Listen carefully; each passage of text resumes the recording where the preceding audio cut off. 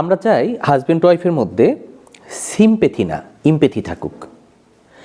Sympathy এবং empathy দুটো কিন্তু আলাদা জিনিস। সিম্প্যাথি মানে হচ্ছে সহানুভূতি, যে আমি তার দুঃখ দেখলাম, কষ্ট দেখলাম, দেখে একটু সহানুভূতি প্রকাশ করলাম, আমি তার প্রতি একটু দয়া করলাম, এটা হচ্ছে সিম্প্যাথি।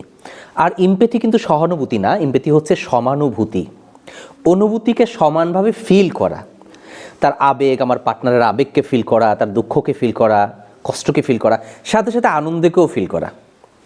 আমরা চাই হাজব্যান্ড ওয়াইফের মধ্যে যেন এই সহানুভূতির ব্যাপারটা না আসে, সমানুভূতির ব্যাপারটা আসে। যাদের সংসারের মধ্যে ঝামেলা বেশি, দেখবেন তাদের মধ্যে এই ইমপ্যাথিটা নাই আসলে।